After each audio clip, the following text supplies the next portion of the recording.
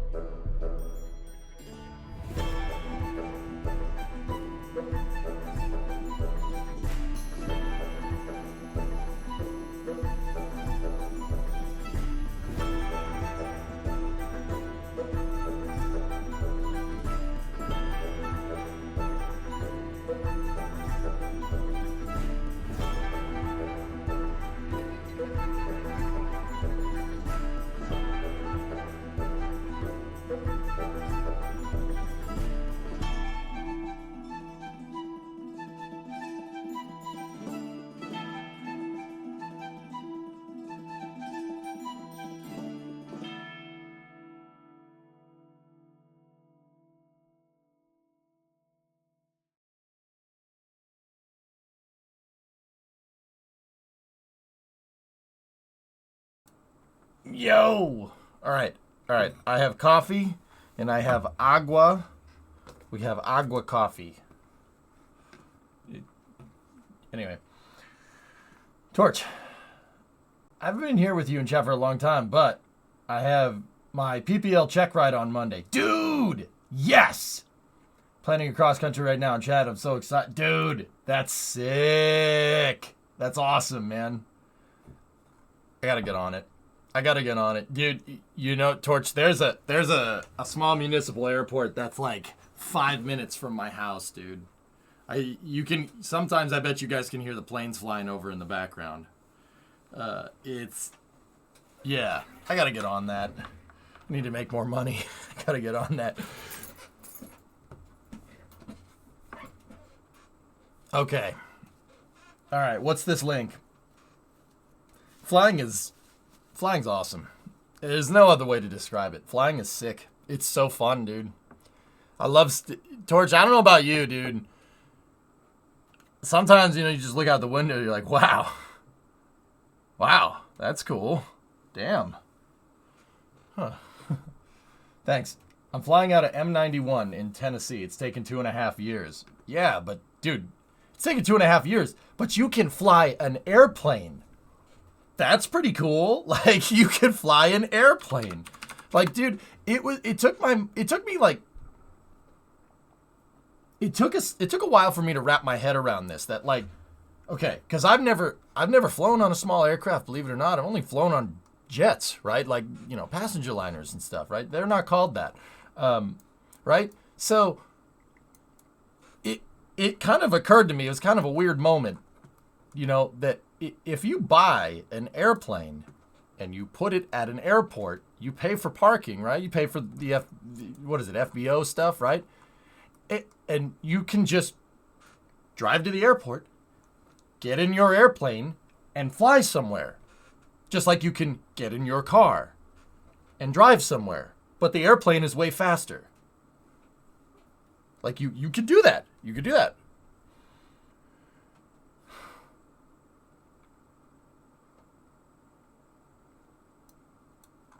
Yeah, I know about the aviation communities in Florida, right? Yeah, like it's a bunch of houses alongside of a runway, and the garage has a taxi. The garage at the house is a garage in the front and a hangar in the back, and you just taxi your plane out onto the runway. Your backyard is the runway. That's cool. Like, if I had a pilot's license, right, and an airplane, and don't get me wrong, I know that's not that's. I could get in a plane and fly to Florida, land in Florida, rocket launch, fly back. How long do you think that would take in a Cessna, a 152 or 172? That would take a little while, wouldn't it? Probably like what, 4 or 5 hours, something like that. I mean, they don't go very fast. You're just gonna need to learn just gonna need to get that multi-engine rating. You know what I mean? I mean, 4 to 6 hours is better than 24. It takes 24 to drive to Florida. I drove to Florida. Screw landing. Watch it from the air. I like the way you think. I was talking to Middleditch about this the other day. He's like, dude, I know people that can teach you. I mean, it's going to cost money, but I know he's like, dude, I know some really, really good pilots that'll teach you. I'm like,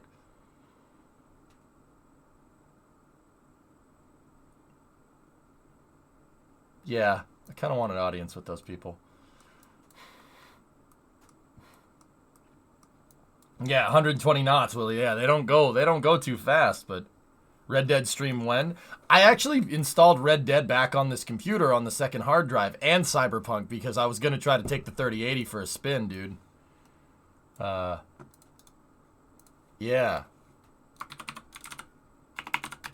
I wanted to take the 3080 for a spin. We'll do that sometime, dude. I'll do that on the weekend or something. Like, I just want to test out a 3080 Ti and see where it takes us. But anyway, all right, what do we got here for a second? Yeah, I was recording debug videos. Spent like another hour and a half sending off bug reports yesterday, dude. I got most of these bugs written up and reported with screenshots and video. That took a little while. I think I'm annoying Nate. Nate's like, okay, I think I'm annoying them. I'm pretty sure they weren't expecting that. How ate ya this morning? How am I? I'm all right. Thank you for your commitment. I would pay disgusting amounts of high fives to watch you do some RDRRP. Dude, I kind of want to. Here's the thing about GTA RP or RDRRP for that matter. So I did San Andreas roleplay about 12 years ago, and the thing about that is that it consumes your life. It's a Star Citizen level of commitment. You know what I mean? It's, yeah, I know. I know I would do good. I know I would do good. It consumes everything because you have to be there. You have to be there for events, and you have to be there for... It's a hell of a commitment, and I don't... It's not that I don't think I could make the commitment. I absolutely could. I can't make that commitment with Kerbal and Cities and, like, Starfield coming. I can't... That's... It's not going to work. It's not going to work that way. I would only be able to do it maybe once a week. I'm not doing that. That's not fair to the other people at RP that put so much effort into it. You know what I mean? Yeah, you have to. Your character has to have a story arc. It's improv. It's long. I mean, Middle Dish put it right. It's long format improv, and I'd be good because I can do voices. I could do 1,000 different characters, no problem. Like, I can voice act. I'm confident in my abilities in that regard. But it's a commitment, dude. It's a big commitment. Yeah, the truck would never get done. I mean, I'm hard pressed to find time to work on the stupid thing right now. Shaw, the one thing that's keeping me is my rotator cuff is hurt. I slept. Remember when I said I slept and I dislocated my arm? I hurt the rotator cuff on my right arm. I can't move. I can't turn a wrench. If I turn a wrench, my arm goes. Ugh! I have to wait. I went to the doctor and I have to wait for it. I have to wait for it to heal, which is gonna take God knows how long. You know. It's really, really annoying. I might. You know what? Maybe I could go get the impact wrench out. Yeah, exactly, Weed. I mean, we could, dude, I'm confident in my abilities to be able to do a successful RP stream. We could do that. I could do it. I could improv with the best, man. I'm witty enough to do it, but yeah. STEM and teaching people about rockets is too important. It's too important. Hope you don't need surgeries. I have surgeries on both my arms. Linux, I don't think I heard it enough to need surgery. So a week ago, doing this hurt a lot. Now it's just, it doesn't hurt very much. It still hurts a little bit, but yeah, I'm getting there, dude.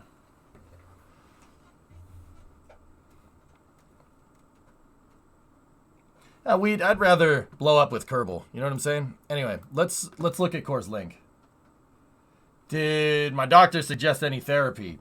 She said just work. Just don't, like, lift anything. Just work through it. You know, you're not a baseball pitcher. You know? Yeah, that's some Ranger candy and a heating pad. Yeah, I've been sleeping on the heating pad, dude, for my back, and I've been putting it over here.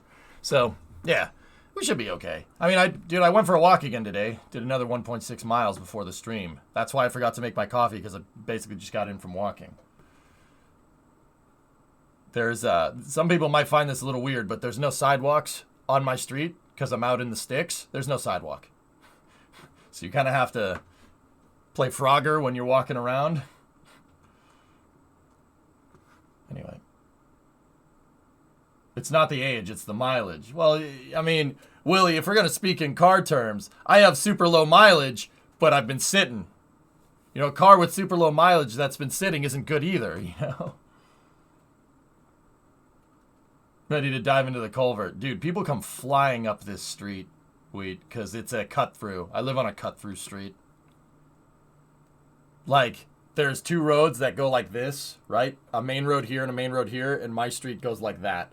So, it's a cut-through. And so, like, I get gigantic freaking dump trucks going up and down, like the big dump trucks, like Die Hard 3, 14 great big dump trucks. Those things drive up and down the street, and they jake brake and stuff. But see, you know, the funny thing is, I like that noise. And people do burnouts up and down the street and stuff. So, you know, like, the funny thing is that doesn't bother me. I love that sound, dude. They could do burnouts in my front yard. I don't care. I'm like, dude, yeah, no, keep the hoonage going, man. I'm in. People jake brake up and down the street. There's all guys with lifted trucks because I'm out in the sticks that drive around. I mean, that noise don't bother me. It's just the no sidewalks thing. I don't want to get hit by one of those things. They're heavy. Jake brakes. Yeah. Yeah, valve train braking, Nighthound. You've heard a jake brake before. A jake brake on a truck is when they use the engine valves to slow down the truck so you don't cook the brakes. Because those big freaking trucks, right? They have brakes, right? They have a pneumatic braking system, believe it or not. The engine needs to be on, or else the brakes will lock, right?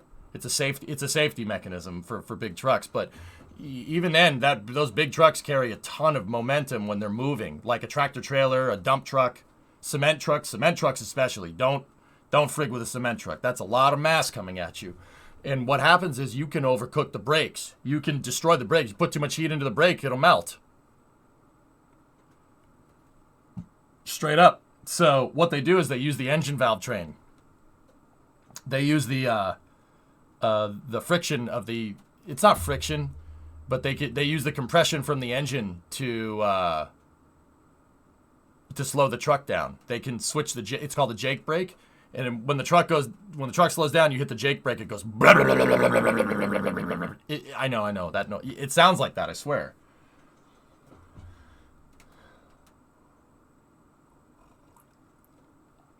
Swimming made your scuffed shoulder worse. Walking is good. Lowered my back issues for sure. Yeah, that's the dude. I have 2 herniated discs in my back. Walking actually fixes things. Sitting down does not. Ironically. Do that Jake brake sound again. It sounds like it. I swear, man. I swear it sounds like that. Here. Jake brake noise. You've heard Jake brakes before. Okay. Listen.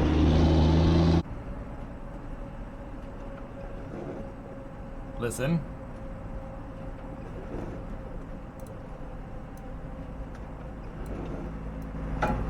Come on. Where is the jaking?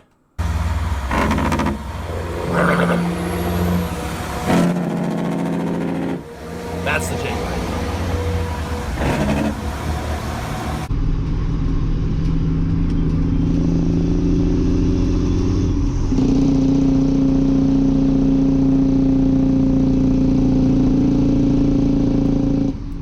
I love that noise.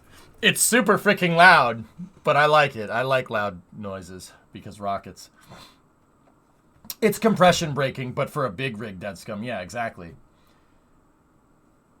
Before EJ's outed as a big rig transformer. I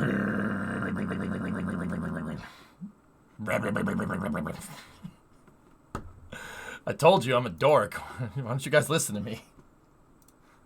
All right, let's go. So, the White House fiscal year 2024 budget request is out. The president is seeking a 7% increase for NASA to $27.2 billion. $8.1 billion. Mars self return. ISS space tug. Orbital debris study 39 mils.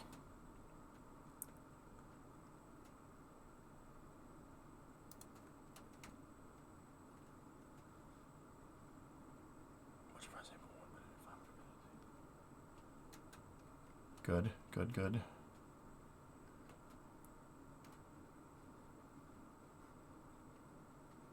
Okay. Okay.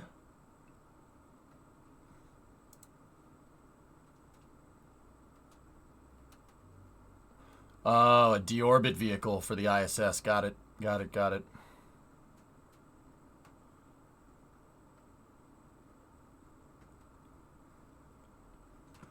Okay. Oh, NASA's... Willie, NASA's the best, man. It's a social program, but it's a social program that generates insane amounts of revenue. Like, the scientific returns that you get from NASA are incalculable. Like, there have been, like, studies from just different financial institutions that say, like, for every... And you guys can go Google this around. I'm sorry, I don't have a exact source off the top of my head, but like every tax dollar that gets put into NASA, you get $11 back. The return on investment is incalculable, and that's true. Like, it's true. That's why they keep funding it, you know. But, fellas, I don't mean to be a little bit of a stick in the mud. A 7% increase for NASA is good.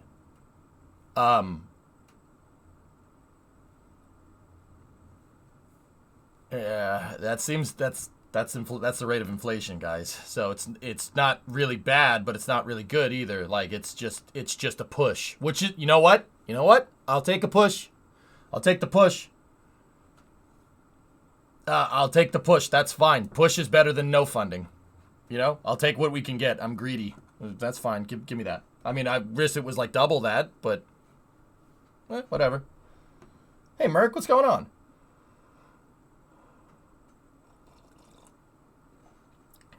Yeah. Yeah, that's true. I mean, that's important to understand. Like this is just a request. It's the request. So that has to get approved by the Senate. Or not, well, it has to be, the budget request has to go to the House of Representatives, right? If you remember School of Rock, I'm just a bill, right? It has to go to the House of Representatives, who will tailor the funding a little bit. And then it has to get approved by the Senate, and the Senate has to sign it into law. I have a pretty good feeling, Wheat, that that's probably going to get passed as is. No one, see, here's the thing about NASA. Here's the thing, all right? No one wants to be the guy that defunds NASA, all right? You piss a lot of people. You make a lot of enemies when you do that. You know why? Because it's less tax revenue. It's tax revenue, dude. It's less tax revenue, bro. You don't make a lot of friends doing that. So no one wants to be the person that's like, no, we can't do that. Because then you're just crapping on another representative's parade. Like you're screwing with their tax revenue. No one wants to be that guy, especially in this day and age. And that's funny that that's the case, because you'd think it'd be the opposite. No. You want to know what's funny? You know what's funny? Artemis program. The Artemis program started as the exploration mission program, right? Exploration mission program from 2014. Who was in the White House in 2014? And then it became the Artemis program in 2017. Who was in then? And now you're seeing further funding for it in 2023.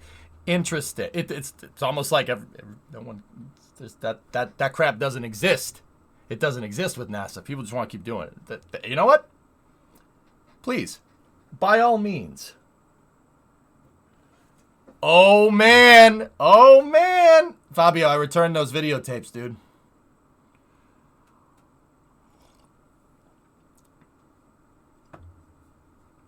Well, you know what, Aqualex? The crazy thing is that the Department of Defense budget gets roped into NASA's budget all the time. Look at the space shuttle. Stuff happens all the time, and I have a feeling it's going to happen again. So, yeah, whatever. All right, let's keep doing that. Just keep doing your thing, man. Damn, that was quick, but did you rewind? Dude, I have the little car rewinder. You know what I'm saying? The VCR that looks like a race car. You put it in, it speed rewinds. Dude, what do you think this is, 1983? Come on. Oh my God, we're dealing with a pro. How was the flight, man? You get into Gatwick? Be kind. Rewind. Guys, Fabio is a Microsoft Flight Simulator streamer. Actual pilot that plays Flight Sim. And I was watching the stream this morning. Quite good, man. Quite good. Fun. Dude, I swear, I made that flight. It wasn't to Gatwick. It was from Schiphol to Heathrow. And it looked exactly like that. And I'm not, like I was telling you, dude, I ain't nervous about flying. I don't care. I just like looking out the window. I like looking out the window and picking out landmarks. Because, you know, there was a time where you didn't have like a heads-up display in the damn seat, right? And what I would do when I was a lot younger, I would look out the window and not fly VFR, but I would pick out landmarks, right? I'd be like, okay, I know that that's the highway, so I know we're heading in this direction. And I would figure out where the plane is going just by looking at landmarks. Bro, your background rocks. Thanks, man.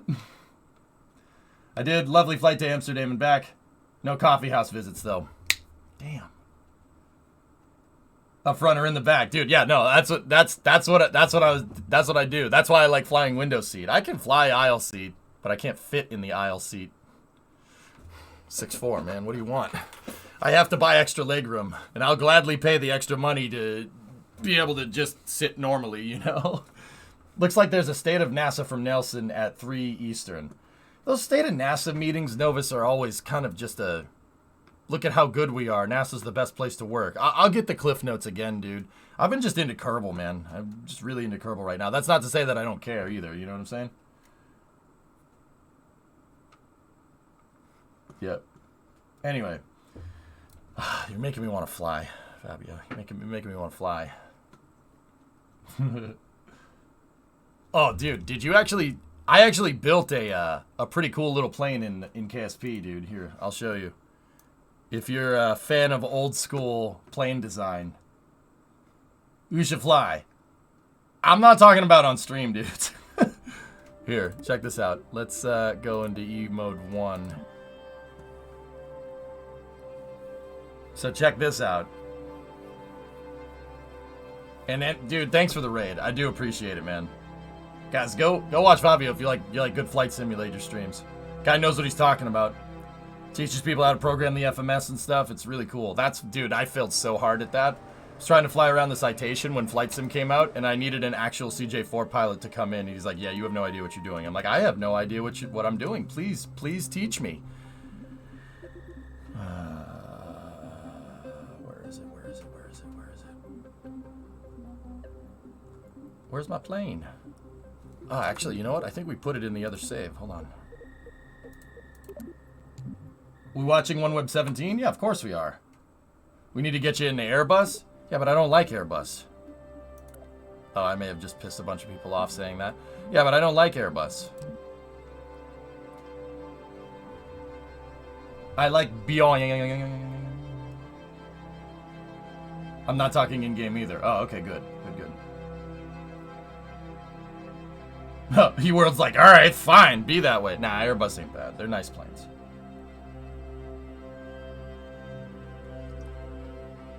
I actually like being comfortable in my workplace.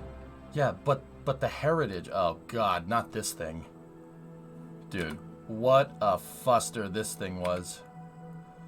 The game hates this vehicle. I've decided. The game hates it. It hates this vehicle. Yep. Gotta be careful about switching to map view when you're going through a maneuver node. It will put you on the wrong trajectory. Just thought I'd let you know. Boeing Heritage died with the merger. Yeah, you're not wrong. Frickin' McDonald. Here, check this out. That's the front landing gear.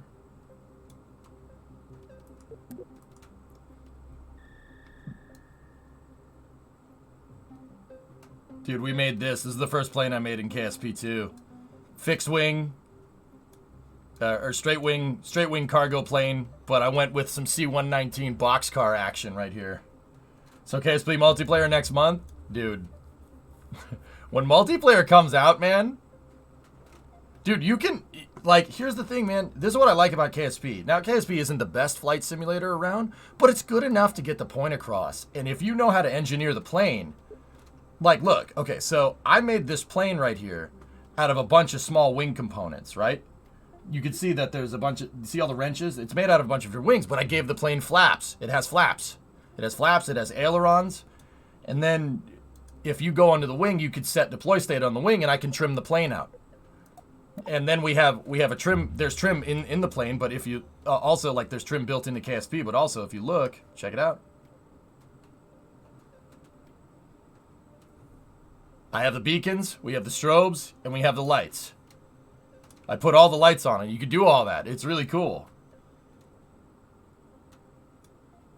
Oh, yeah, you can mix it up in KSP. You can do whatever you want. I put that on there because I don't want the plane capsule for the front is just the damn space shuttle.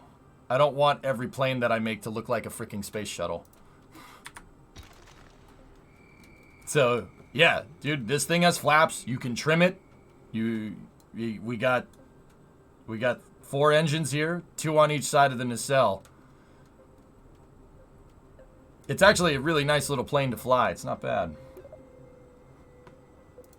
I mean, Fabio, yeah, you can mod the game, sure. People, dude, you should see what people do with KSP1.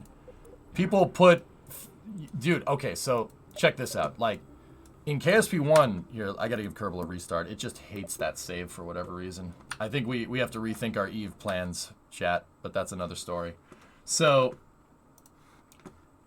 in KSP1, you can get something called raster prop, and you can get another mod called KRPC. Now, why are these important? Raster Prop basically gives you a programmable MFD and a programmable PFD that you can use.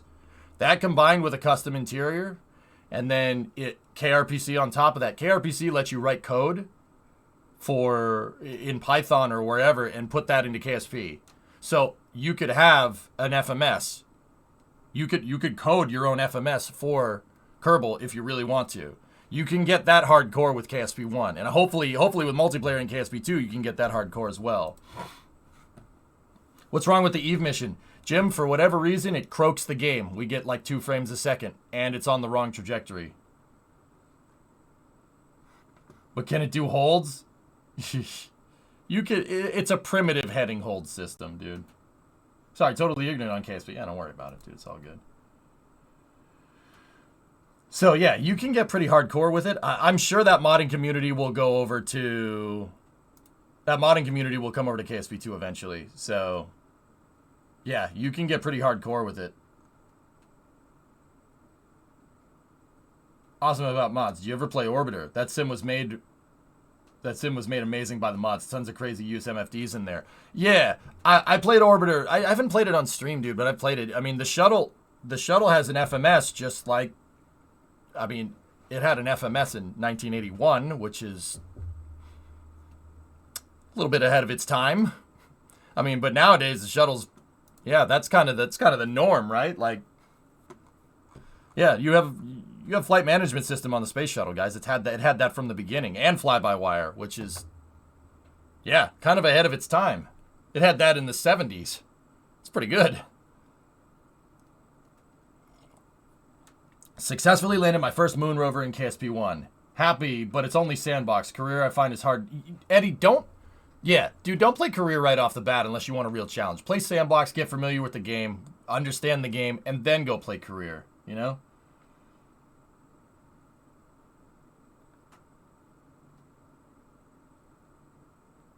Shuttle was one of the awesome projects we ever embarked on. It's my favorite, dude. I'm a big shuttle fanboy. It doesn't get better than that, dude. In fact, I keep telling people that Starship's going to end up being like the space shuttle. Hopefully in the good way, you know what I mean? Not in the bad way. Like you're going to see more, like I don't think Starship's going to land on a runway, for instance, but yeah, the shuttle's beast mode, man. I love that thing. It's so ridiculously well thought out. It's kind of like appalling how smart that design actually is. Hang on one second. Yeah, here we go. There's the shuttle from KSP1. City Skylines is coming as well. Yep. There's my shuttle, dude. So in Kerbal, you can engineer whatever, dude. Like, if you can think it up and put it together, it'll work. I got this thing to work like the real shuttle. I got it to move payloads around. I got all the arms working, and that was from reading the ops manual. Hey, self-employed NASA engineer. What's up, MGI? Spaceship design is as smart as SS1 design. Yeah, I'm with you. Spacecraft, dude. Like, spacecraft and airplane design are not that far apart. They're two sides of the same coin. It's the same kind of mentality, though. It's got to be light. You got to balance stuff, right? It's got to be light. You got to balance things. And, like, control systems have to be real good. I like it, dude. All that stuff. I like how the stuff goes together. I'm not the best at flying the things, but I can make a plane fly really good in Kerbal. I based the shuttle I'm working on in KSP2 off of CTS5. Nice, Nova. What's the main reason for canceling the shuttle or not replacing it?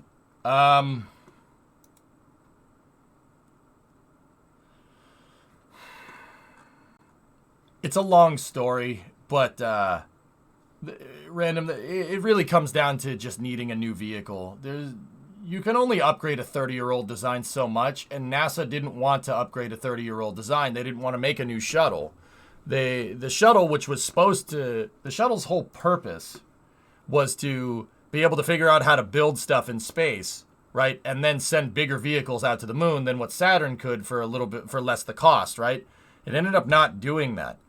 So NASA basically went back to building big old rockets because NASA wanted to go back to the moon. They were sick of being in low Earth orbit for 50 years. So they went back to building SLS. And don't get me wrong, SLS is great in its own regard. I really like that rocket a lot. It's really growing on me. But they didn't want to put the money in, and they wanted to turn it over to private, et cetera, et cetera. But yeah, I mean, I'm telling you, dudes, it sucked being like an av geek and a space geek in 2010, 2011, because you knew the shuttle was going to get axed, and then Constellation got axed, the program that was supposed to replace it. It does suck. But, hey, you know, dude, it's fine now. No, we're good, because we got this, and we got SLS, and Falcon 9 and Relativity and this whole huge commercial boom, which is great. Like, I ain't complaining. I kind of wish we still had Constellation, but oh well.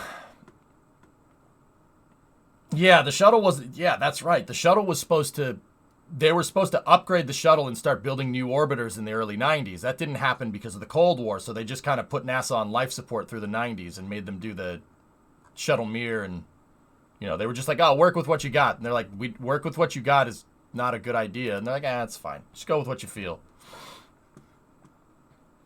Shuttle did its job, but the world moved on to different requirements. Like Seth MacFarlane said, the space program is awesome if you play it in reverse. We start with going to orbit, then we get the shuttle, then we go to the moon. Amazing. Yeah. 522nd burn, dude. Dad joke, I can't help but think in the back of my mind how gnarly that would actually be if the shuttle engines reached that level of performance. It would be pretty nuts, dude.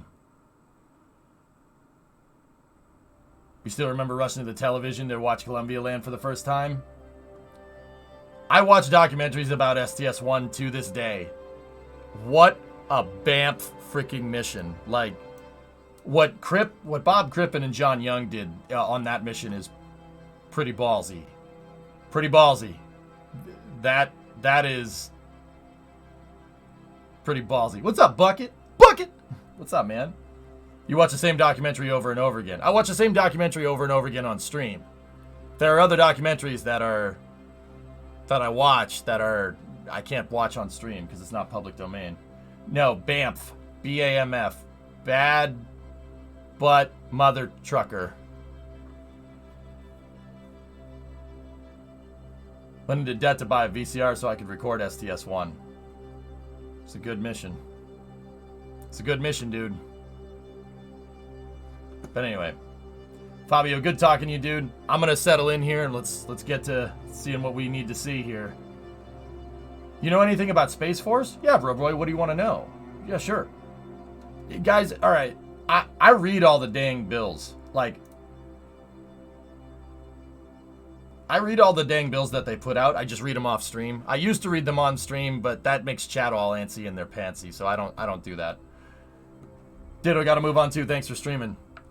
Obrigado. Thanks, man. Appreciate it.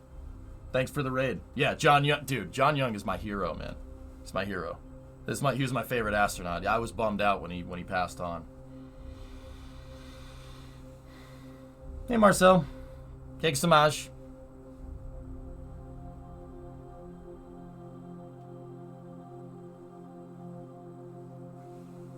Okay, so the Space Force? What the Space Force is really designed to do, Robroy, is two big things, all right? The Space Force is there to maintain space situational awareness and space debris management. Basically, one big component of the Space Force are what called Space Delta Control Squadrons, okay? So those Delta Control Squadrons, the Space Force, like, battalions are called Deltas because that's freaking cool, right? So there's like this Space Force Delta 6 and Space Force Delta 18. They're space control squadrons. What these guys do is that they're people that have telescopes and radars, and they literally just track. They track all the debris that's floating around up there. There is a lot of it. Not enough that we'd really, like, it's not like we could see debris flying by, right? But there is a lot of it out there. So that's half of the Space Force, right? The other half is space debris management, or SDM. So basically, the other half of Space Force is like launching stuff, debris management feeds into a lot of different things.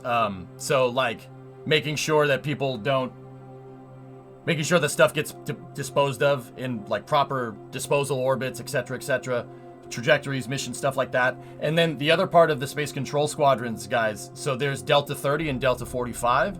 Delta 30 and Delta 45 are Space Force launches. So Delta 30 is Vandenberg, and Delta 45 is Cape Canaveral Space Force Station. Those squadrons, those Delta squadrons are for launch services and stuff, and controlling the eastern and western testing ranges. Delta 30 controls the western test range. Delta 45 controls the eastern test range. Those are like space traffic control. They're towers. It's like the tower. I mean, if you guys are coming in from Fabio's stream, there's a tower. It's called the range in space flight terminology. It's like a center, basically. So you don't have to contact center to fly. You file a flight plan with them like you would file an IFR flight plan, right? Same idea. Actually, another thing that changed when the Space Force became a thing, Robroy, is that you have to file flight plans with the FAA now.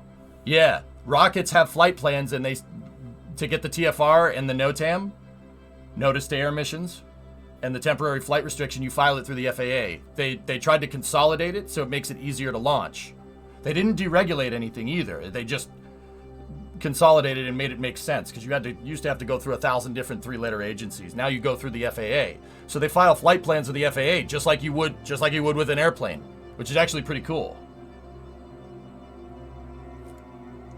So Delta 30 and Delta 45 are the centers for the eastern and western testing range. Delta 45 is the eastern test range.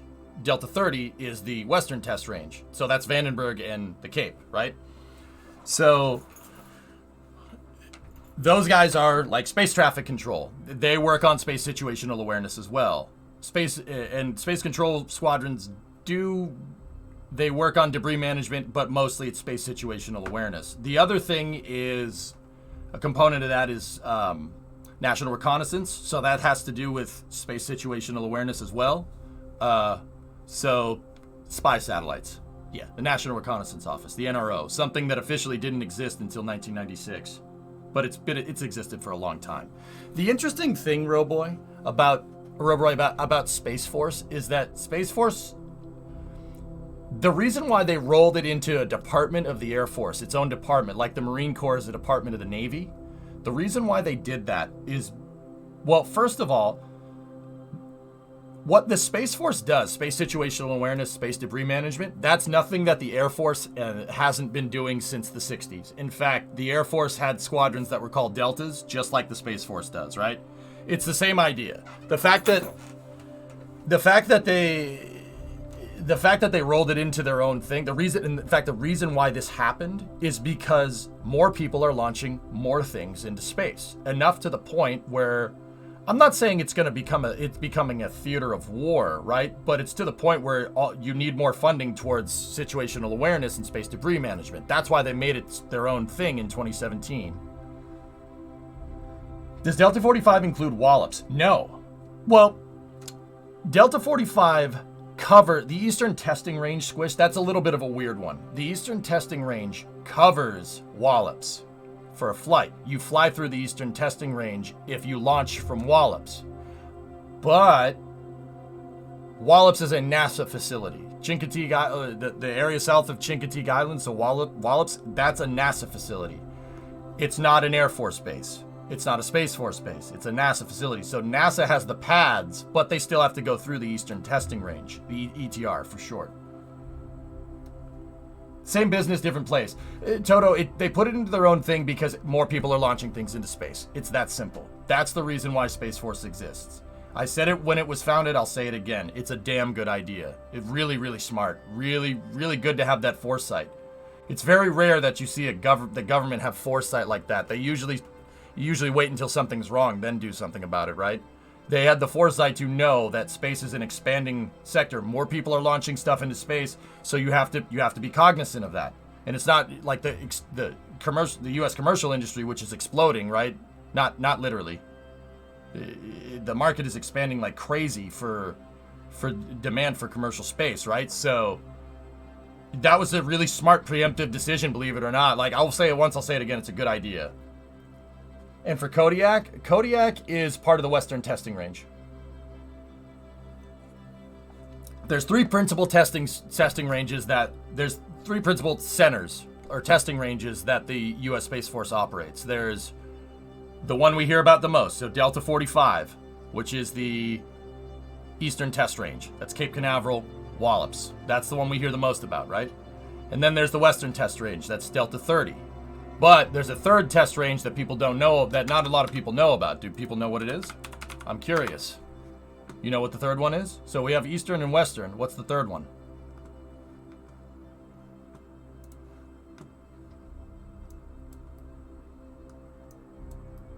North? Nope. No northern testing range. There's too many people. Boca?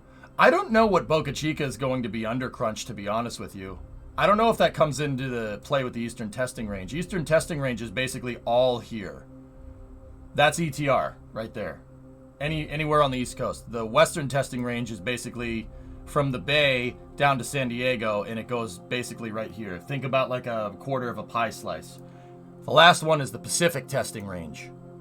ETR does control Kodiak too, so it's kind of up here as well.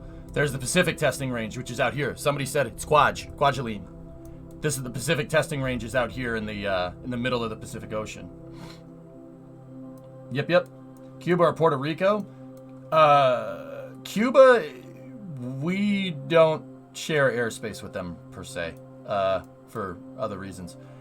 Puerto Rico in this is part of the Eastern testing range. In fact, in 2020, I believe, the Eastern testing range expanded. It used to be down here, like it used to basically stop right here. Like on this line, you could see for obvious reasons why. But they expanded it down here with the advent of AFTS, so Falcon 9. So they could fly polar, they could fly this way out of here. The reason why the Eastern testing range stopped basically at this flight azimuth here, right here, for the longest time, was because in 1960, we launched a Thor Able test flight out of the Cape, right? And it went down south and it malfunctioned. The stage, I think it was Thor Able. The Able stage landed in Cuba and killed a farmer's cow. Was it in 69? It was in the 1960s, if I'm remembering right. Sorry, I didn't study for this today, you know? So, we, for the longest time, did not fly anything near Cuba for pretty obvious reasons. There was that whole thing that went down in 1962 where we were pointing missiles at each other. Yeah, that wasn't a good idea. All this because of a cow. It's not just because of a cow, Novaraptor. Somebody had the wherewithal to think maybe we shouldn't launch rockets in that direction because it could be interpreted as a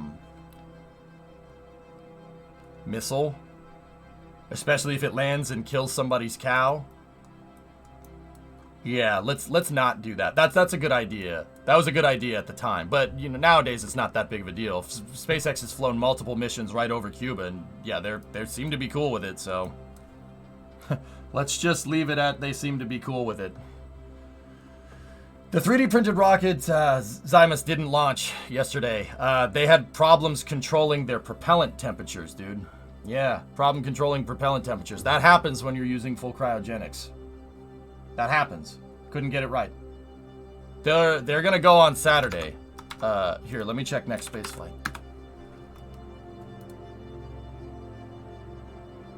Saturday at 1. Oh boy, right in the middle of my day off. I'm gonna be here for that. Yeah, we'll be here for that.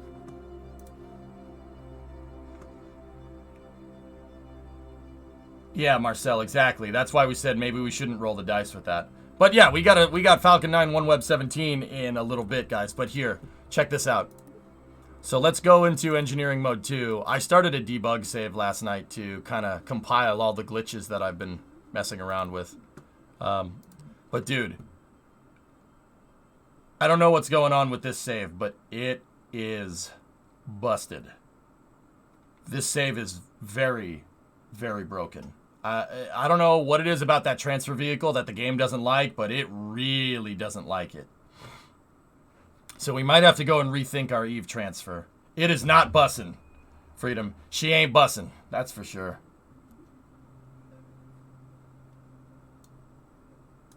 Look, even in the editor, look at this. It is a sloppy mess. And it's from that damn transfer vehicle.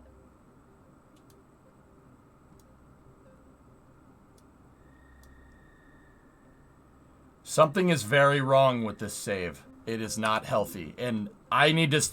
guys, I honestly don't know what causes it. I have to... This is one where I got to send this out to the devs because, yeah, this one... This save is totally borked.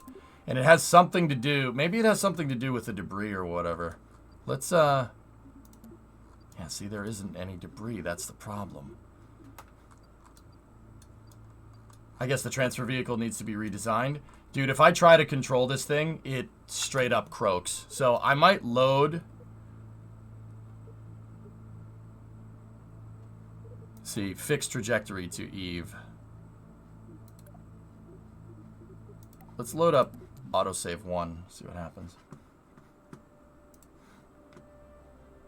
Have you tried copying the design over to the new save? Starman, this save was the save that we copied the design over to, man.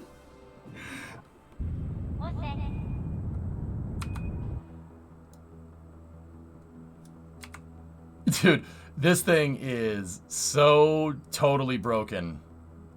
Yeah, it's not good. Like, I don't know what it is, man. Something about this vehicle, the game absolutely hates. And I just don't know what it is, dude. I saw a lot of debris in your tracking center hierarchy. Well, that's the launch clamps, dude. Dude, we might... Hang on. Maybe that'll do it. Maybe that'll fix it. I'm just going to X this thing out here.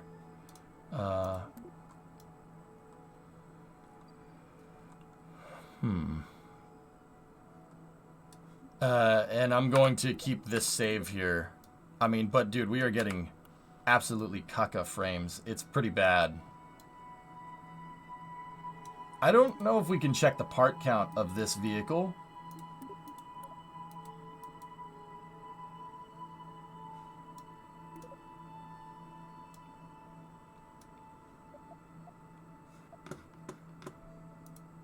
Raggy.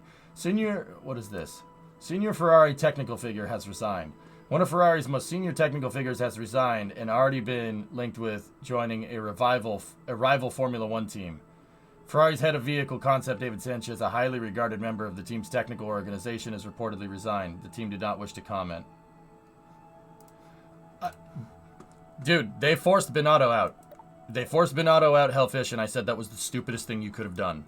Binotto actually had the team in pretty good working order, and he actually had them in line for a title contention. They just needed to figure out how to do the strategy a little bit better. But stubborn Italians, dude. What do you want? And now the whole thing's coming down.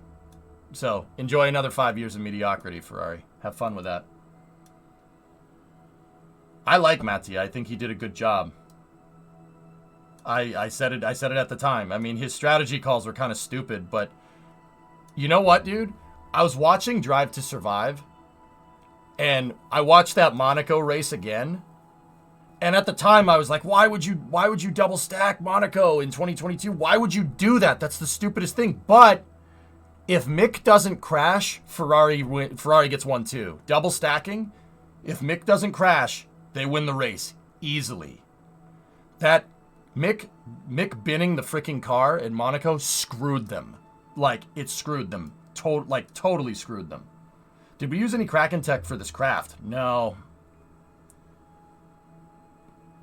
Like, double stacking and going to hards for Carlos and Charles is a good idea. That's a good idea at that point in the race.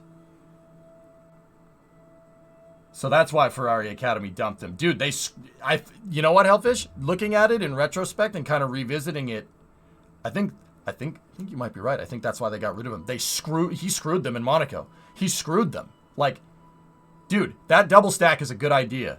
You know what? I said it was dumb at the time. I retract my previous statement. That's a good idea. Double stacking at that point in the race, with Max behind you and Checo out in front. Checo still needs to pit. He still needs to pit, right?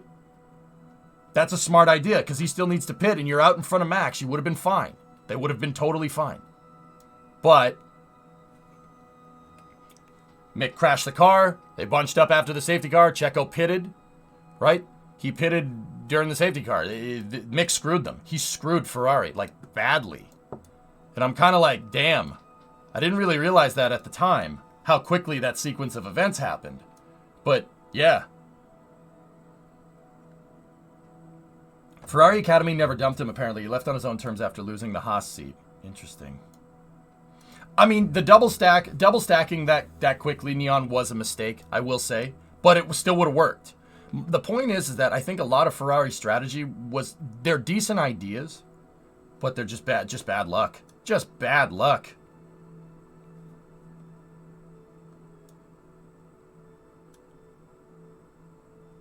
No, Sam, he's Toto. He is Toto's man now. Toto picked him up.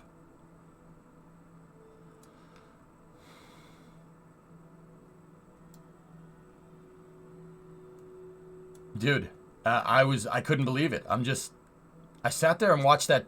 We were watching the Drive to Survive again, and maybe it's just how they presented it, but I looked at it and I'm like, oh, that would have worked if Mick didn't crash.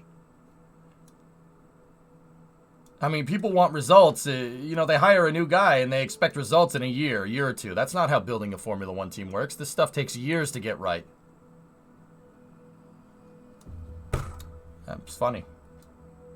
Anyway, this thing is junk, fellas. This vehicle's junk. It's not. We're not going to get anywhere useful with it, I don't think. Favorite driver on the grid?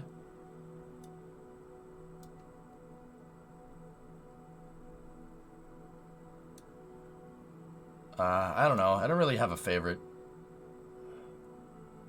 What are your thoughts on Logan? He got 13th. He did okay.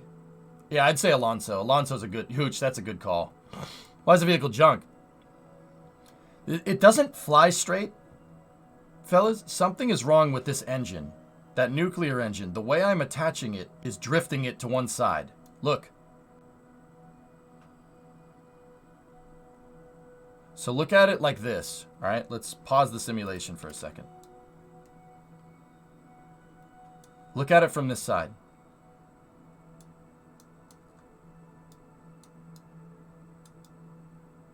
It's drifting. It's going this way. It's very subtle, but it is.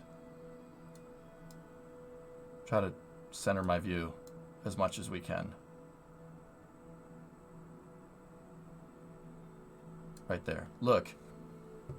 It's drifting down that way. That thing moves around, and I'm not sure why. Vulcan is rolling out. Cool. Have you tried community fixes from Space Dock? No, Salvin. I don't want any community fixes, because then when they patch the game, those community fixes will break the game even more.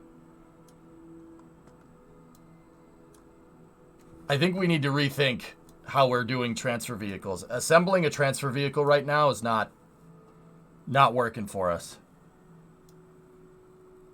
The engines do drift. Engine attachment points drift. I don't know why that happens. It's very strange. I think it has to do with quick saving and quick loading. So, what I think I'm going to do is we'll just leave. I might just destroy the transfer vehicle, and we might need to figure out a way to just send this whole thing up in one shot. This didn't happen with the old one, did it? It did, Pigzig. I just kind of powered through it because I wasn't sure what the problem was. I mean, we could still keep going with this if we want, but we could try for it. I'm not against it. But this thing hates me, dude. It really, like, watch.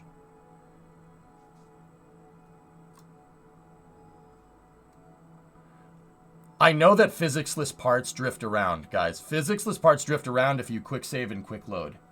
Look at the vernier thrusters. There is no way. You guys know good and well there's no way I would place the thrusters like that. Look at them. They're all bent out of shape. And that basically is screwing my vehicle control. Vulcan is rolling out. You guys... Okay. Do you want me to see it again? Like, here.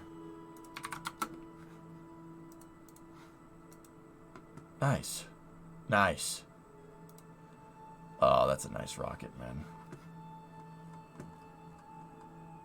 Did you connect the engine radially? No, it's node attached, chillin'.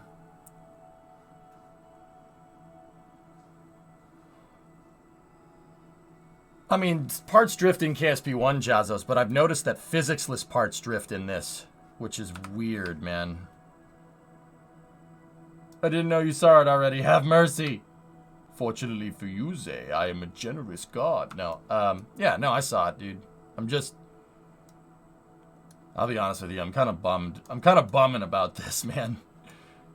Because I got that Kraken-proof rocket. The Kraken-proof rocket works great, and I was kind of hoping that with the Kraken-proof rocket, you know, with that SLS-style rocket that we built, that this thing wouldn't break as much. But, yeah, it still wants to break. So, this tells me that, I mean, the game is really favoring, dude, the game is favoring, like, one-launch crazy designs to Eve, you know? What's that large SSDO that Boeing had a concept drawing for? The XS1, Hellfish? Put in an offer on a house today in Massachusetts. Nervous and excited. You don't need to... Oh, Steegen, that's good. You don't need to tell me the town, but are you north, west, or south of the city? Well, I was using the RCS to counter it, but the problem is, Hotel, the RCS can counter it, but the problem is my RCS is bending out of shape. We're bending out of shape. So, yeah, we got a little bit of a problem.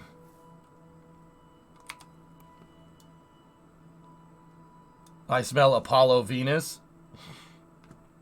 That might not be the worst idea, Zay.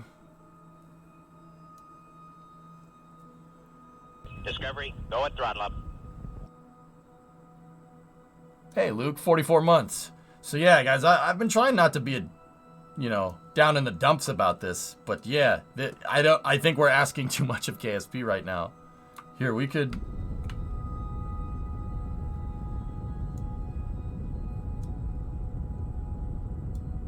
Here, you know what we can do? Shut that off for a moment. And then if we go in here and we put infinite prop on, look, the frames should actually be relatively usable.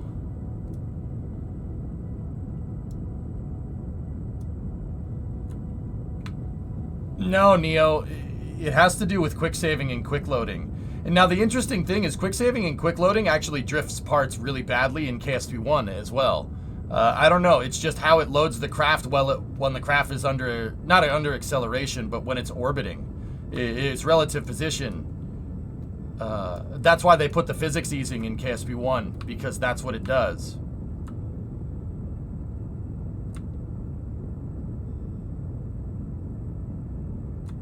But see, I want to still do this damn Eve mission, but I refuse to be deterred by this damn thing. So we might need to go... We might need to do this kind of old school. See, like, the simulation is so damn slow, I can't see what the vehicle is doing physically. I can't see it. So we might need to switch to an Apollo-style mission here. We already have the Kraken-proof rocket, so I'm not too... We can still use that, but this thing is just not doing what I want. So I might get Bill and Val back down here. Bill, Val, and Marvin. I might get them back down here and then just junk the transfer vehicle. And we got to think about another way of doing this. Build Nova? Well, west, northwest, about 1.5 hours away from Boston itself. Okay. Out 495. Yeah, I got you. I know that area, dude. That's cool, man. Right on. If you want to shoot me a DM, I could, check it, dude. But yeah, that's cool, man. Congratulations. Maybe KPLV. Well, we did make a Kraken-proof launch vehicle, Zay, right? It's pretty damn good. But yeah, see, this thing is just not really doing what I want. And I think this has to do with fuel tanks, all right?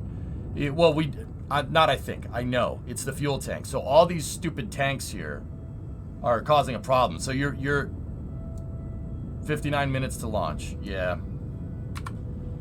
You know what? You know what I'm going to do, fellas? I'm going to load a quick save.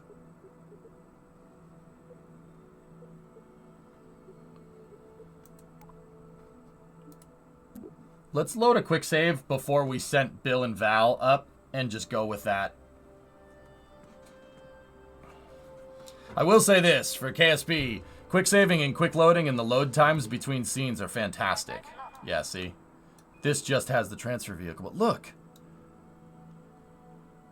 What the heck? Why are our frames so good here? Why are we getting 15 and then we get 9 on the other save? I don't understand that one.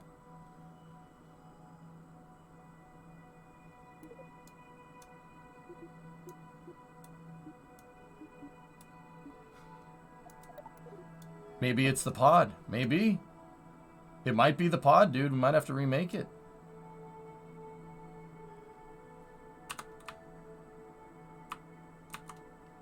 But see, look. Look at our frames take a dump when the RCS fires. It's, look. And then when I let it go, it goes back to 15. Report it to Nate. Dude, I wrote up, let me see.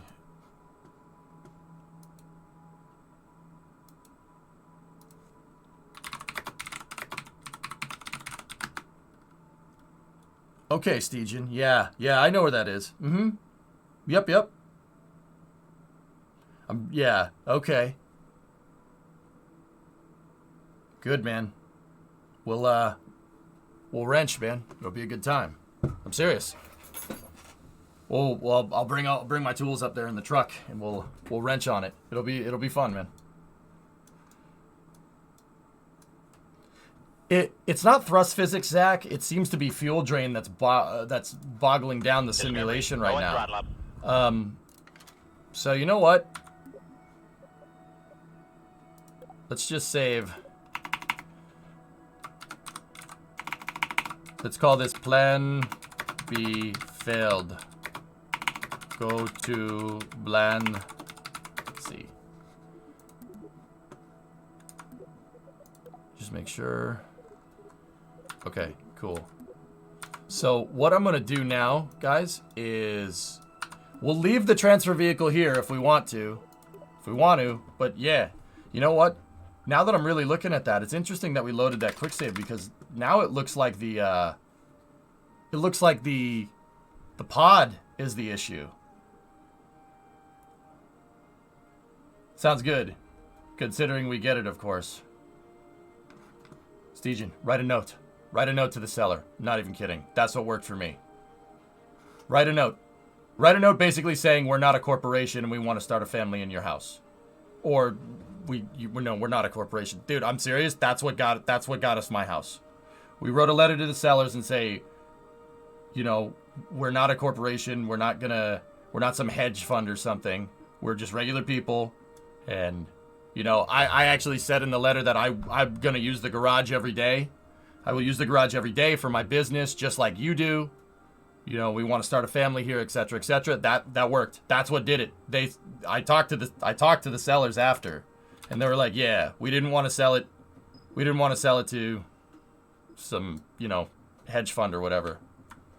And they said they had offers that were way higher than ours, but they didn't want to sell it to BlackRock or something. You know what I mean? Yeah, that's what does it.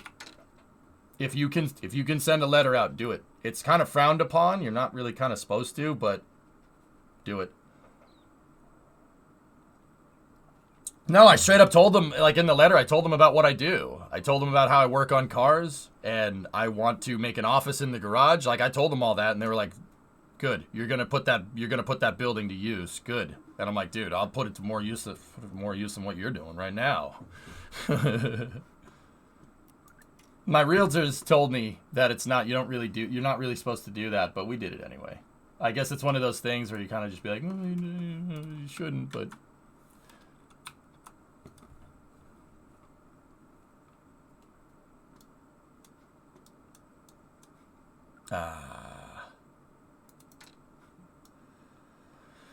Okay, so the pod actually might be what's screwing us up, dude. You know what? All right.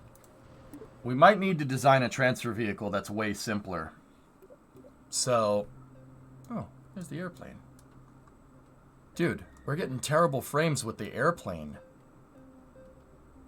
I'm telling you, man, it's something about copy and pasted craft files that breaks things. Would you like to share your thoughts about City Skylines 2? I'm gonna play it. Dude, something like this file was copied from another save and the game absolutely can't stand it. Maybe it's because it doesn't load the thumbnail picture. Let's load up the regular craft file and see.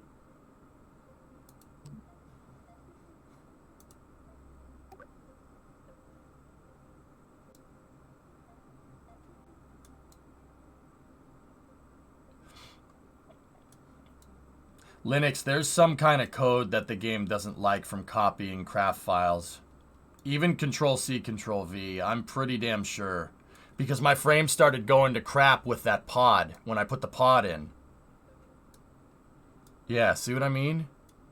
There's some, I don't know, dude, I don't know enough about code. You tell me. Garbage collection, mem leak, something. What is they use in NASA? What? Previous buyers fell through, so are hoping an offer comes in before anybody else, and they're eager to take a new offer. Cool. Okay, Linux, we want to... It's probably the transfer vehicle is still the active vessel. Notice that your time warp was limited. Yeah, Drardek, you were talking about something like that. How do I switch it off the active vessel, then? How do we do that? Do I have to... You have to put another vehicle out, don't you? All right, well, you know what? Let's put this to the test. Let's put the plane out.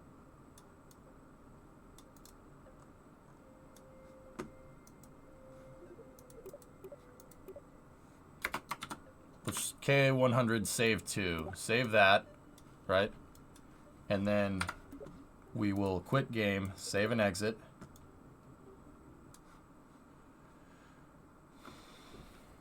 I had a problem trying to save it to show the entire wrong set of workspaces. Yep. I'm going to get my list out too. Guys, I reported 1, 2, 3, 4, 5, 6, 7 bugs. I wrote probably about 5,000 pages worth of details because, you know, there's bugs that we're isolating, that we know we're isolating, but some of the stuff that we kind of messed with still needs to be tested. There's a lot of the stuff that we wrote down that we can't prove for sure, but a lot of the stuff is repeatable. So that's good. And actually, Nate was telling me last night, he's like, dude, I gotta put you in touch with the QA team. So I'm like, please do that. Discovery, go at throttle up. Arc Blue, tier 339. Thank you. Oh, yeah, RJ. Okay, yeah. Instead of an MTV-esque vehicle, you could do an Apollo Applications-esque mission to Venus. Yeah, we could do that. That would make more sense. That's a tier 339 month. Thanks, Arc Blue. Discovery, okay. Go at throttle up.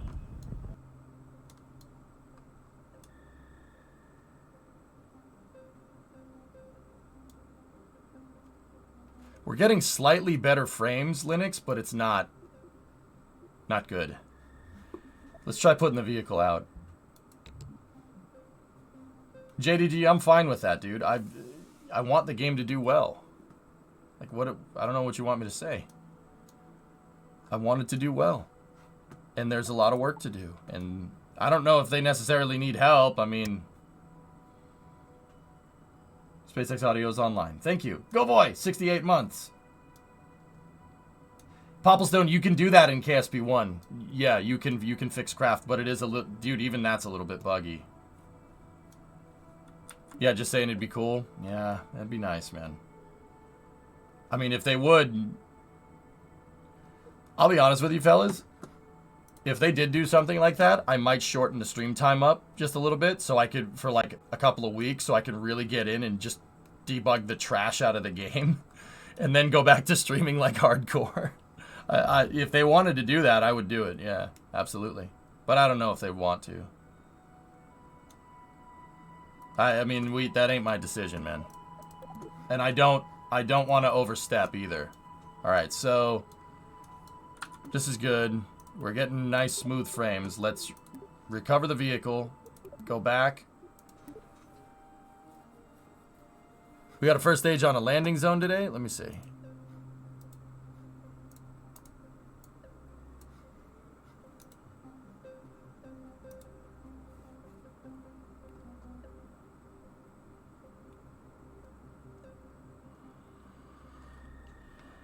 Yeah, it is an RTLS. Yeah, OneWeb 17 is an RTLS. Cool. Well, that's good. Sounds like free QA work. I don't know why they turned it down. Well, Seth Ron, the original premise of this conversation is like, why would they hire me? I'm doing it for free right now. But see, that's the thing. Me doing this for free makes the game better, and it makes it more watchable, so I can do stuff in KSP. And that brings content to the stream. So, I mean, you shouldn't do stuff for free. There's a payout here for me. There's a financial incentive if the game works correctly that I can stream it and people can watch it and I can make more money that way. You know what I mean? Don't get me wrong. I'm not just doing it for cash, but you know, I got to put at the end of the day, I got to put food on the table. You know. So I don't know why they'd hire me if I'm doing it for free, right? There's no point in that. Dude, I will seriously, but seriously, I would do it. I would do it for free. Sure, no problem. And I don't do stuff for free usually. I don't do that. But this makes, you know, all this debugging makes you better at using the editor, you know? Last real quick, interesting SpaceX change. Looks like SpaceX has changed how they transport Falcon boosters on the Cometto. Before they used the processing rings to hold it, but now they have special hold down structures.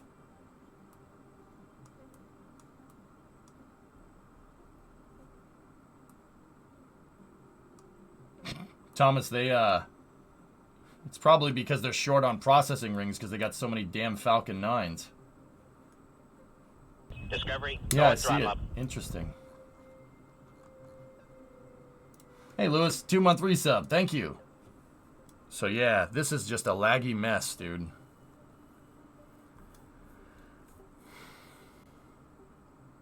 Okay.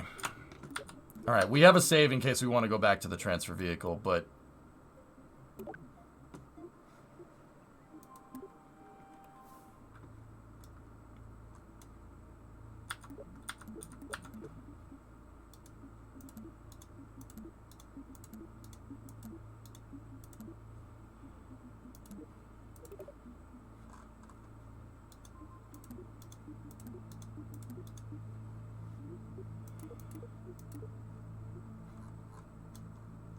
What is this debris on orbit? I don't understand. Where is this?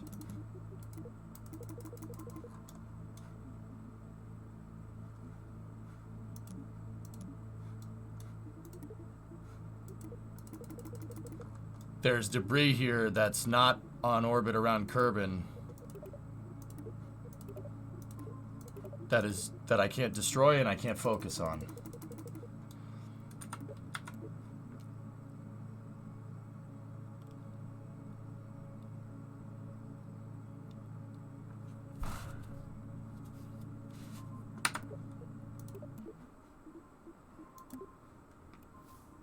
Oh, this menu doesn't update. Okay.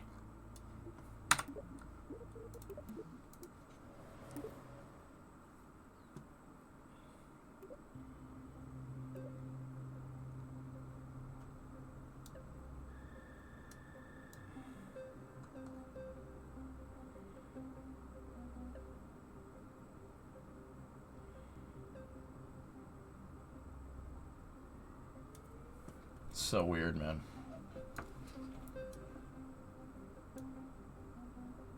There, Jason, yeah. Yeah, Zenji, yeah. Something's clogging up the... Here, let me look at RAM usage and stuff. So, Kerbal is currently using about 5 gigs of RAM. CPU 2 is getting a workout again. Here, I'll show you guys.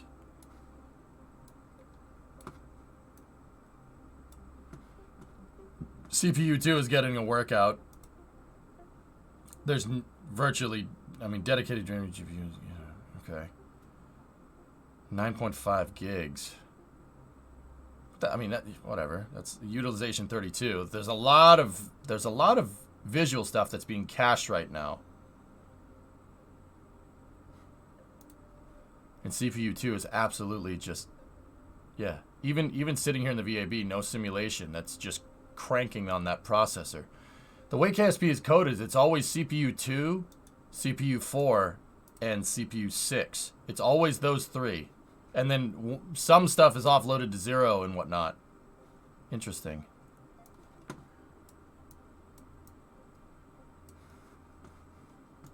Yeah, there's something that I don't think CPU 2 should be maxed like that right now.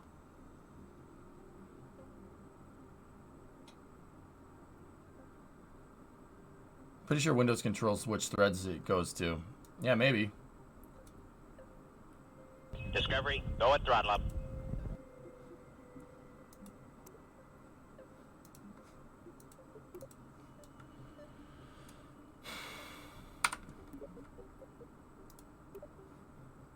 Yoda, you always lurk, but I love the content. Looking forward to all the KSP2. Thanks, buddy. Set persistent debris to 0. We got rid of all the persistent debris, dude. Oh, no, not training center. Tracking station. The only thing up there is that transfer vehicle. So, you know what? Let's focus and let's destroy it.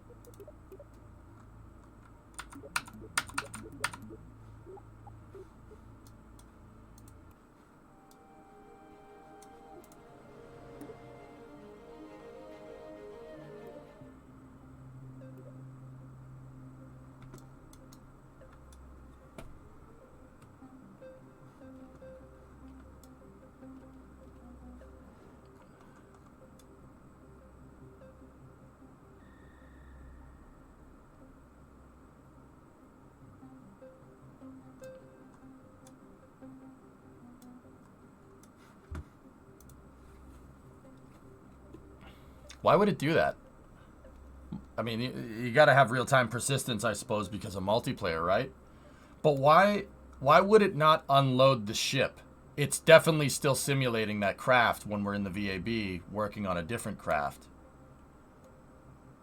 And then it was pretty obvious that when we put the plane out there, it was still caching that simulation somehow. I think that's a theory. I don't know if I'm right. Guys, I'll be honest with you. I don't know too much about how the software and the hardware interface here. Like, I know basics, but I don't know, man. It's a little bit beyond me. But, you know, the important thing is to just be patient. Like, not early access. I don't know what you want.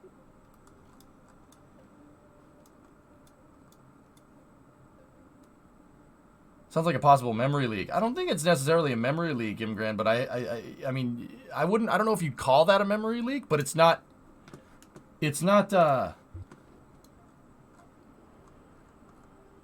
most definitely not, you know what?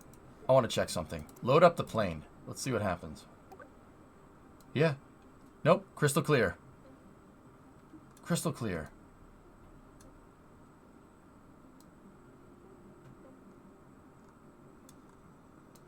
Yeah, but you wouldn't want physical simulation like that, S. Right? Like, you wouldn't want to do that. That's really inefficient. Unless they have some trick up their sleeve that's going to optimize that. So yeah, now the plane looks good. I don't think it's a leak. Yeah, exactly, dude. If it was a memory leak, our memory would be maxed. That's what a memory leak does. But we've been nowhere near the 32 gigs that this computer has. Nowhere even close. So that tells me that it's still trying to simulate the transfer vehicle when it's up there. Even when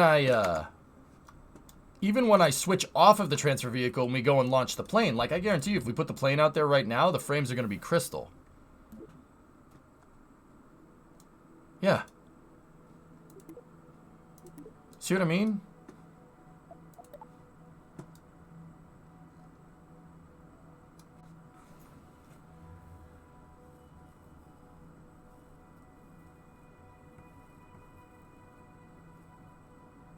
Well, yes, I know about the ion engines and the saving and whatnot.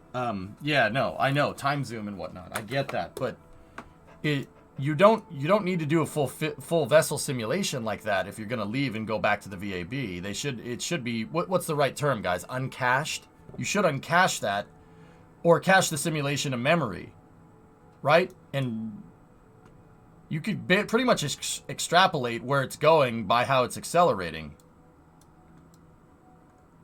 Wait, why is your RAM going at only 2133? I don't know. It's 2133 megahertz. So 2.1 gigs. Is that bad? I don't know enough about RAM, to be honest with you. That's base.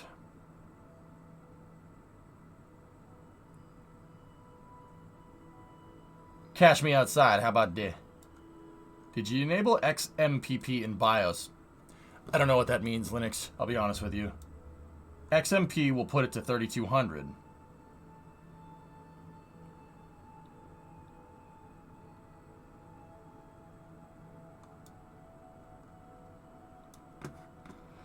Okay, chat, Linux, TGJ time. What's XMP? What does that do? And why does it make the RAM do better? Why would I want this? Faster RAM equals faster performance. Okay. Extreme memory profile, all right? What does that do? Like, okay, so there's always a trade-off. What's the trade-off here? Am I going to fry RAM if I put XMP on? Will it prolong the life of the RAM? That's my guess. Go for Falcon prop load. Cool. Makes the memory run at a higher clock speed. No. It's like stepping on the gas. Well, it can be less stable in some cases. It's like stepping on the gas. No, that's what it's for. No trade-off. If anything, you're bottlenecking your CPU massively. Well, CPU is overclocked as well. All right, well, let's give me 1 second. It will not fry the memory. Your RAM will run hotter. Thermo is not a problem for me, Moon. I can always just open the door to my garage and it'll cool off in here instantly. It's freezing outside. Well, not freezing. It's 46. It's not bad. XMP is really an issue with stability. Memory speeds at pretty negligible game while risking potential crashes if you push it too far.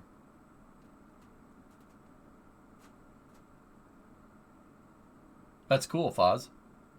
Ian's never been to KSC before? Wow.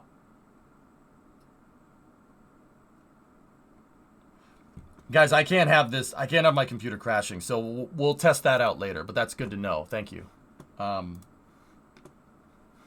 What is your RAM's advertised speed? No idea. I didn't build the computer, Hellfish. Gene built the computer. You'd have to ask him.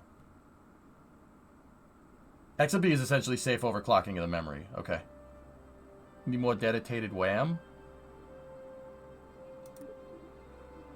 I mean, guys, I would probably enable this if we were worried about, like, using up all the RAM, but RAM usage is not an issue right now, so. I'm prepping my yard in shorts, t-shirt, and no shoes. 46 is really warm comparatively to what we had. Yeah, absolutely.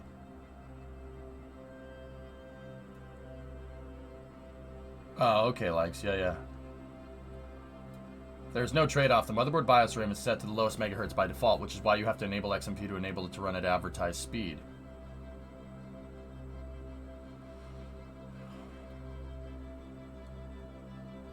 I mean, guys, you got to be careful. Like, and I know there's no risk, right? Like, you guys saying it's relatively low risk. The worst it'll do is crash the computer. But crashing the computer, for me, when we're in the middle of a mission, is not good for the stream.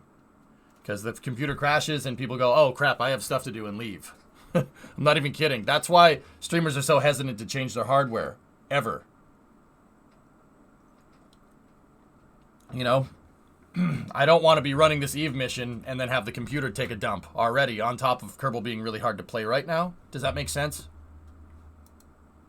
I'll do it. We'll do it later. We'll do it later. I'll mess with it off stream and see what it can do. I really, really want to try to get this freaking Eve mission going. Prop load is starting on Falcon. Alright, cool. Dropping truth bobs, can confirm. Yeah. Yeah, I don't have the benefit of being able to trial and test my equipment, right? Like, unless it's on stream, unless I want to risk that. But yeah, if I'm playing a game and the thing takes a dump, yeah, and I don't think that's a good idea. I don't think that's a good idea to do that with with how hard Kerbal is to play right now. Yes, that's probably what I'll end up doing.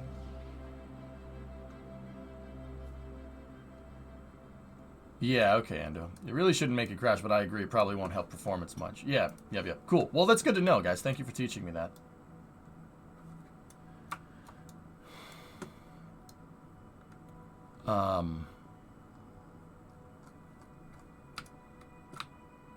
Yeah, see, dude, this is real nice. You know what I'm thinking about doing? You know what I was thinking, dudes? Maybe we'll tackle Eve SSDO style. Oh, Spraz, don't worry about it. It's okay. Normally people just turn it on and forget about it. Are you running DDR4 or DDR5? I don't know. I'm not sure, Linux. Gene built the computer, not me. 8700K is DDR4. That makes sense. I mean, look at this thing.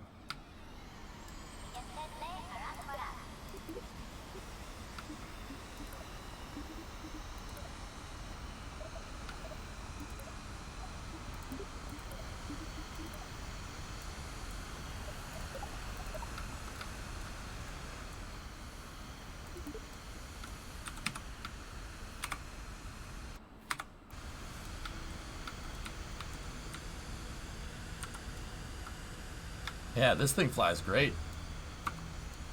Maybe we, I mean, we got the, you know what I was thinking, dudes? We have this super long runway. Maybe we should SSTO, try to get into that game. This thing really doesn't max out air intake? No. Never had that problem. I don't think we should bring back the flying Dorito wheat, but I'm talking about like Star Raker.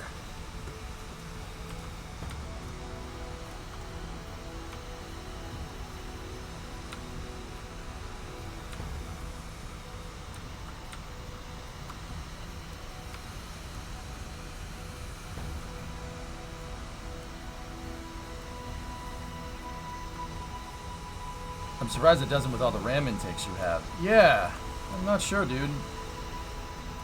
Is EJ gonna channel his inner Matt Lone? Or Matt Lown? It's Lown, not Lone. I have to erase that connection. What is SSDO? So Stumbledore, SSDO is a single stage to orbit, meaning, so think about like Star Wars, right? Like the Millennium Falcon will take off from a planet, it'll make it up into space. That's what we're talking about here. Now in Star Wars, that apparently is really easy to do.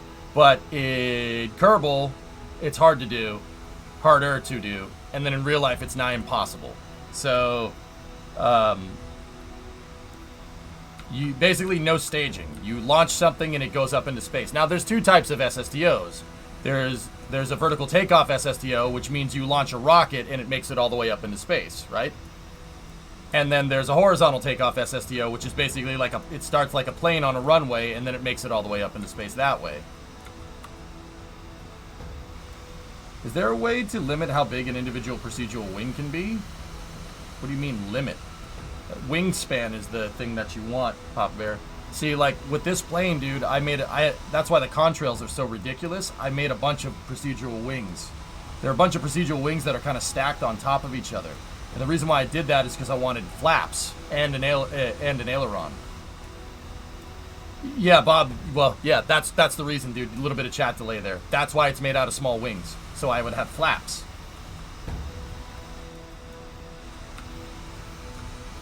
So, like, if we throttle this sucker back a little ways, right? And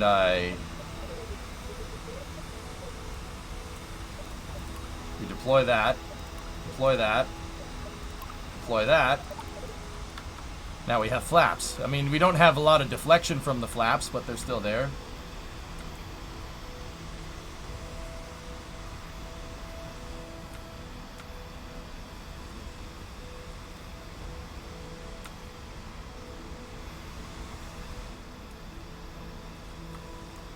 This game looks so much better with anti-aliasing off. Really, Budgie?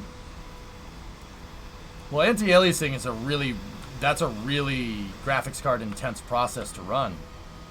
But here, I suppose we could do a little bit of a test here. Pause the sim. So, about 14. All right, let's see. You want me to turn the anti-aliasing off? We'll see. That's in the graphics setting, idiot.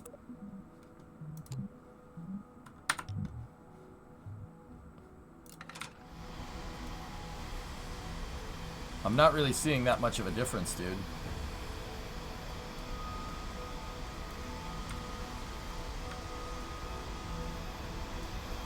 I mean, I could definitely see the anti-aliasing difference on the plane, but we don't... I'm not seeing much difference in performance here.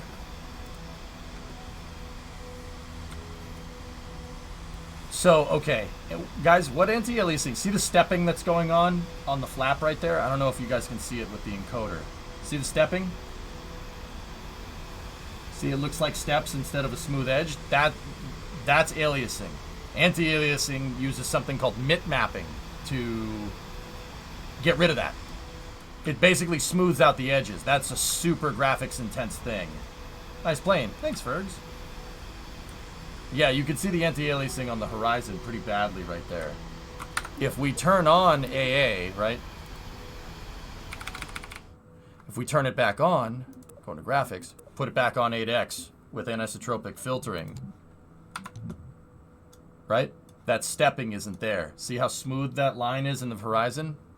A lot smoother now.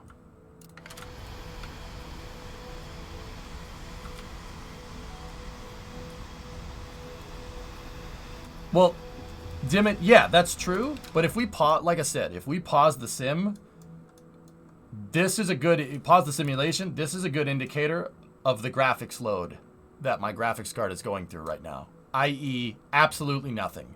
Frames immediately shoot up to 50. The 3080 is literally having no problems rendering this. This is a walk in the park for it, to be honest.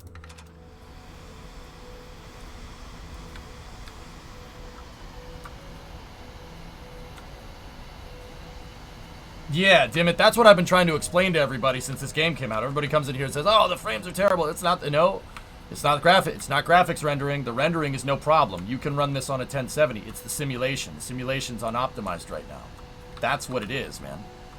There's a difference between simulation frames and rendering frames. That's a big difference. What I've been trying to do, trying to make the best of a bad situation and try to teach people about it, you know?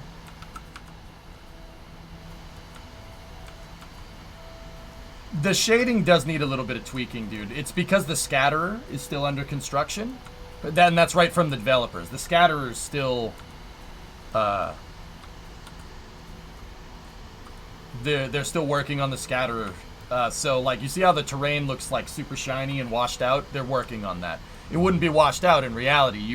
This thing would be absorbing... A lot of the light would be absorbed by foliage and grass, so it wouldn't be as super washed out like this. Ever attempt to get the joystick working? No, I actually didn't, Joe Shepard. I haven't attempted. I've been flying with the keyboard this entire time. I'd like to get the joystick up and running, though.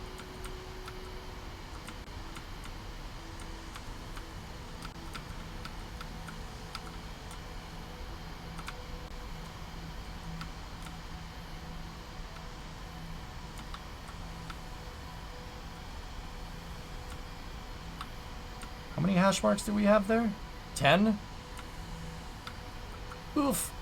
Carrier landing. Did I see 10 hash marks there? 10 hash marks is 200 feet. That's a wide runway, dude.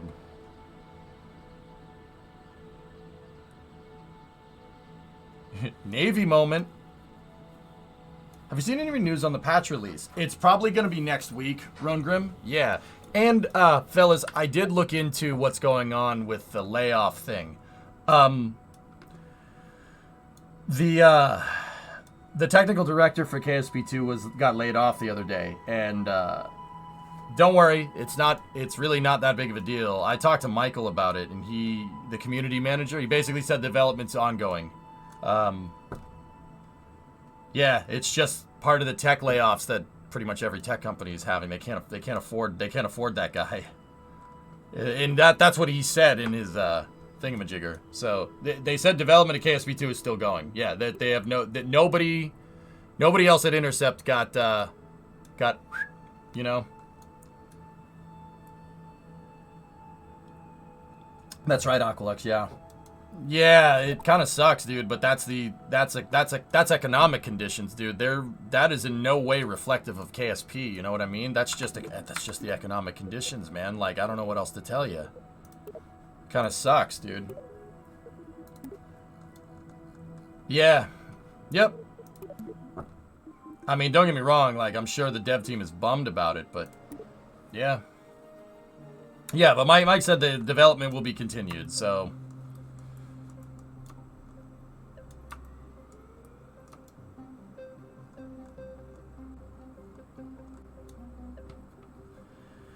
it sucks, dude, but hey, what can you do? That's business. Business is cutthroat, and I don't like it. I don't like it like that. But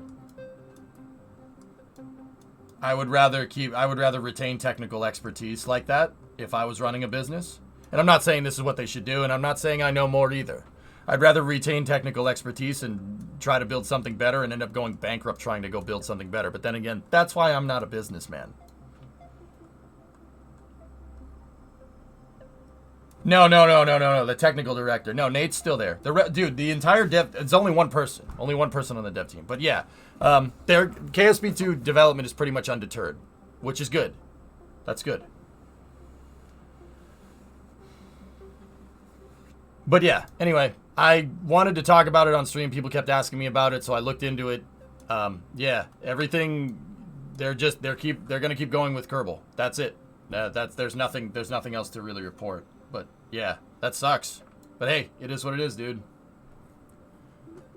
All right, let's get into messing with some fuel tank stuff here. Oh, it wants me to. The UI team is actually hiring now. That's interesting. But yeah, guys, I don't want to keep talking about that. I just, you know. The only real lag issue I've had with Kerbal is the trees. Yeah, Budgie, that's interesting. I don't get lag with the trees at all. All right, so let's check something here, right? So you guys said it's a fuel flow issue, so I want to prove that out. So let's just, everybody's saying it has something to do with fuel logic, right? So let's get the big RGU out, and here's what we'll do. We'll bring back an old friend here.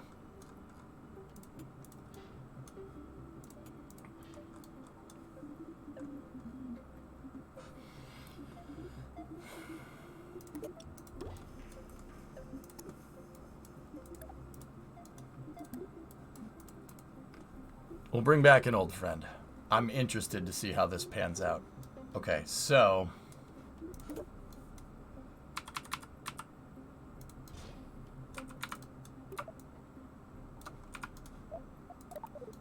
yeah, Wheat. I think that's a good way to test, don't you?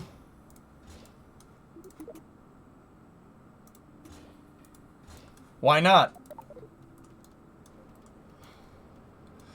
I think that would be a fine way to do this. So, how did we do it? I forget how this thing ended up going together, but maybe we can get a...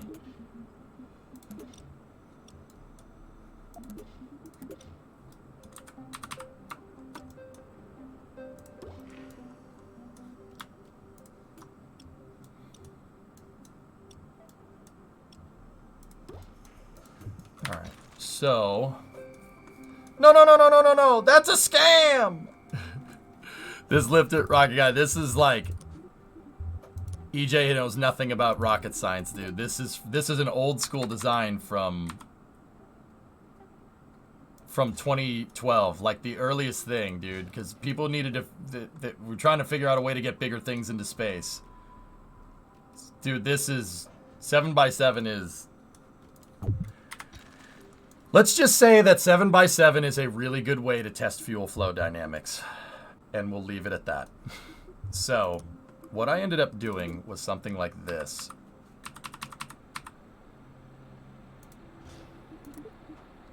Can we separate these decouplers out into different groups? No, they move it. Okay, they move as one.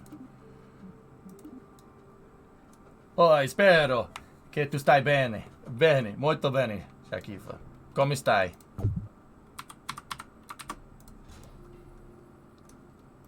I sent you a Reddit post someone made that's pretty in-depth to get a workaround for a joystick. Yeah, I'll do it. Thank you, Moto. I'll do it in my own time, dude. I don't want to sit here debugging the joystick, man.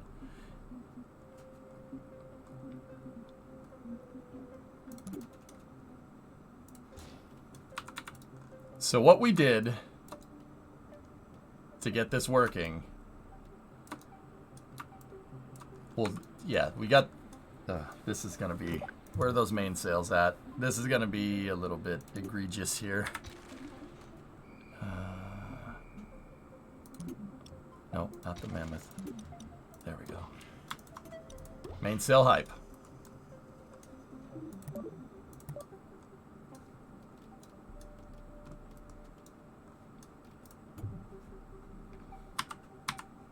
Hey.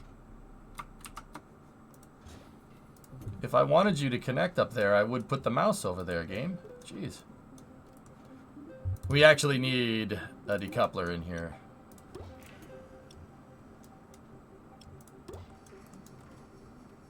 And we'll do...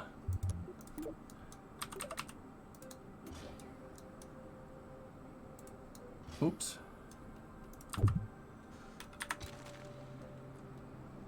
Oh boy.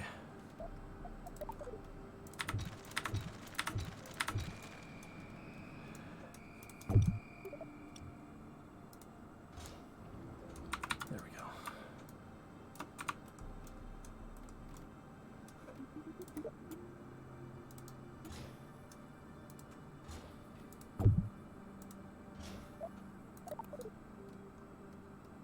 Okay. Have to make it as simple as possible. Yeah, exactly. So we'll put this thing on the test stand, and we'll kind of go from there.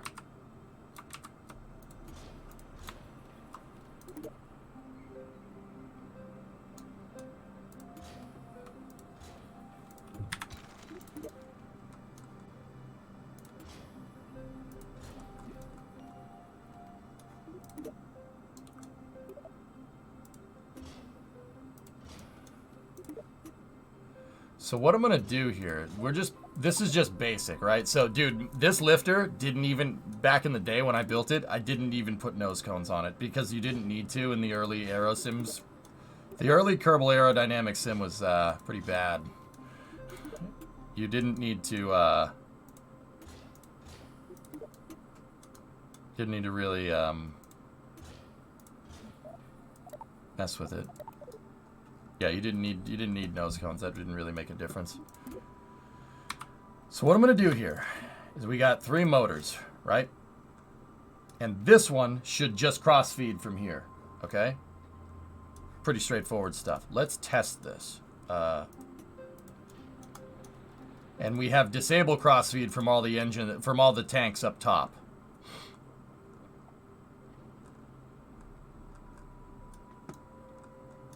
SpaceX is online. Oh, okay. Yeah, we got a SpaceX launch to cover. All right.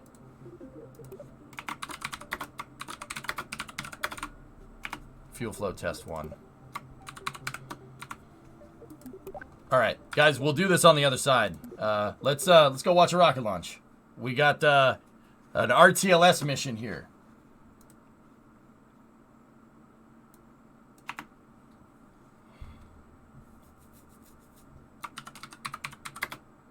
I keep calling it Iridium 17. It's one web.